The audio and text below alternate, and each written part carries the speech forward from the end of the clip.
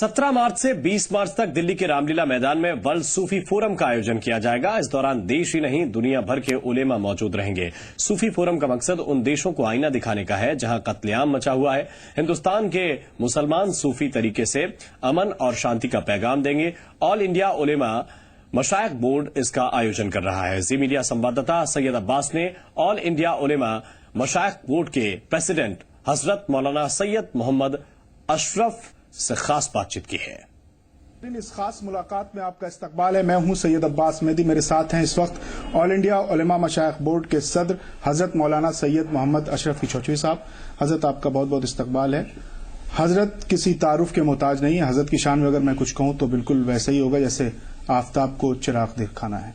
हजरत इस वक्त बैनुल अक़वामी एक कॉन्फ्रेंस करने जा रहे हैं, उसके सिलसिले में हम आपसे बात करेंगे। 20 मार्च को रामलीला मैदान में बैनुल अक़वामी सतह पर आप कॉन्फ्रेंस करने जा रहे हैं। किस मकसद को लेकर आप ये कॉन्फ्रेंस करने जा रहे हैं?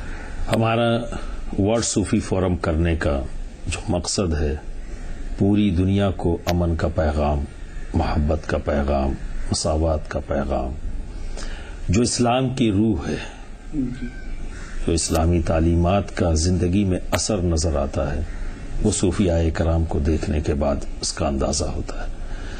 दे are the real follower of Islam. सूफिया कराम इन्होंने हर दौर में जब जब शिद्दत पसंदी, उलझनों का, खुरेजी का माहौल बना, तो यही सूफिया कराम है जिन्होंने उन नफरतों को ख़त्म करके फिर से मोहब्बत की बयार बहाई, मोहब्बत की तालीमात दी, मसावत की तालीम। आज हमें लगता है कि इस दौर में इसकी सख्त ज़रूरत है, तो इसीलिए हमने इस प्रोग्राम को ऑर्गेनाइज किया है। अब इस 66-68 वर्षों के बाद क्यों लोग जागे? क्या मुल्क के हालात दौर हाजिर में वाकई इतने ख़राब हो चुके हैं? क्या मुसलमानों में इंतशार पैदा हो रहा है? क्या मुसलमान गलत राह रविश को अख्तियार कर रहा है? ये जो दावे हो रहे हैं कि मुसलमान ISIS से जुड़ रहा है, तो क्या ये हकीकत में ऐसा है? इसको देखते हुए आपने ये फैसला लिया या कुछ और आपके सामने मंजर था जिसको देखकर आपने इसका फैसला लिया? ये वर्ल्ड सूफी फोरम है, नेशनल सूफी फोरम नहीं। तो इसको सिर्फ अपने मुल्क के ही हालात को के मुताबिक ना देखा जाए। जब वर्ल्ड सूफी फोरम है तो हमारी नज़रों के सामने पूरी दुनिया है, और हम दुनिया की दूसरी बड़ी आबादी हैं। हिंदुस्तान में बड़ी आबादी मुसलमानों की दुनिया की इंडोनेशिया में है, और दूसरी बड़ी आबादी मुसलमानों की हिंदुस्तान में है। और हमारी कुछ खुसूसियत है जो हम चाहते हैं कि दुनिया जाने, और दूसरी बड़ी आबादी होने के बावजूद भी दुनिया हिंदुस्तानी मुसलमानों को नहीं जान रही है। क्योंकि ऐसे लोगों के हाथ में क़यादत रही, ऐसे लोगों ने नुमाइंदगी की जो सही तरीके से नुमाइंदगी नहीं कर सके, नहीं बता सके। तो आज ज़रूरत है कि हम ये बताएं हिंदुस्तानी मुसलमान किस तरह सोचता है, किस तरह से अपने मुल्क में रह रहा है, और ये ज़रूरत भी है और इसका एक असर भी आएगा। तो वर्ल्ड सूफी फोरम के इस प्लेटफॉर्म से हम दुनिया को बताएंगे कि हम भी मुसलमान हैं, हम भी शरीयत मोहम्मदी के पाबंद हैं, और इस्लाम की तमाम तर रिवायात को मानते हुए भी इस मुल्क में हम सुकून से रह रहे हैं, अमन से रह रहे हैं, भाईचारे के साथ रह रहे हैं। एक गंगा जमनी तहजीब है हमारी, उस तहजीब के तहत हम रह रहे हैं, हमें कहीं उलझन नहीं है। तो ऐ लोगों, ऐ दुनिया, इंसानियत हमारी तरफ देखो, ऐ इंसानों हमारी तरफ देखो, ऐ लोगों हमारी तरफ देखो कि हम जिस मुल्क में रह रहे हैं उस मुल्क में ज़बानें 100-100 किलोमीटर पे बदल जाती हैं, उस मुल्क में फेथ 100-100 किलोमीटर पे बदल जाते हैं, कल्चर बदल जाते हैं, हवा पानी क्लाइमेटिक भी देखेंगे तो बहुत चेंजेस आ जाते हैं। ऐसे multi cultural, multi religious, multi language रखने वाले कंट्री के अंदर हम इस्लाम को फॉलो करते हुए प्यार और मोहब्बत से रह रहे हैं, अमन और शांति के माहौल को कायम रखा है, और एक गंगा जमनी तहजीब हमने बनाई। तो फिर आप क्यों नहीं रह पा रहे हो? आपकी ज़बान एक है, आपका मजहब एक है, ठीक है, फेथ एक है, तो फिर आप में इतना खुरेजी का माहौल क्यों? कहीं न कहीं कुछ गड़बड़ है। मिस्र की आबादी 80% सूफिया कराम की, अफगानिस्तान की 60% से ज्यादा आबादी सूफिया कराम की, मराकश में वही लोग, लीबिया में वही लोग, तो इनकी ताकत इतनी कहां से आई? टेररिज्म, शिद्दत पसंदी, یہ خونریزی کا ماحول وہیں بن پایا جہاں پر صوفیزم کمزور ہوا،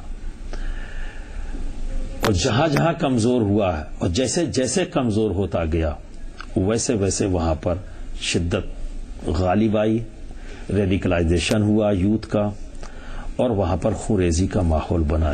ہم تو صرف پیار کی بات کر رہے ہیں، محبت کی بات کر رہے ہیں، اتحاد کی بات کر رہے ہیں، متحد ہو کر اس ریڈیکلائزیشن کے ایٹماسفیئر سے اپنے یوتھ کو بچانا ہے، ریڈیکلائز نہ ہو سکیں وہ لوگ، شدت پسند نہ ہو سکیں۔ تو اگر کسی کو برا لگ رہا ہے اس بنیاد پر، اور یہ ہمارا جرم ہے اگر، تو یہ جرم ہم بار بار کریں گے۔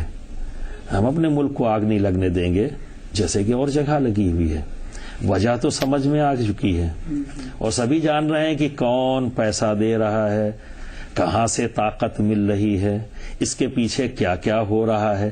آپ پیار بانٹتے رہیے، لیکن یہاں کے جو مدرسے ہیں، یعنی کہ جو تعلیمی ادارے ہیں، جو دینی درسگاہ ہیں، وہاں کے نصاب میں جو چیزیں پڑھائی جا رہی ہیں، یا مسلم علاقوں میں جو کتابوں کی دکانیں ہیں بڑی بڑی، جو تاریخی دکانیں، وہاں پر ابن تیمیہ کی، ابن عبد الوہاب نجدی کی، حسن بنا کی، سید قطب کی کتابیں بک رہی ہیں جو زہر آلود ہیں، جس میں غلط حدیثیں اور غلط روایتیں شامل کی گئی۔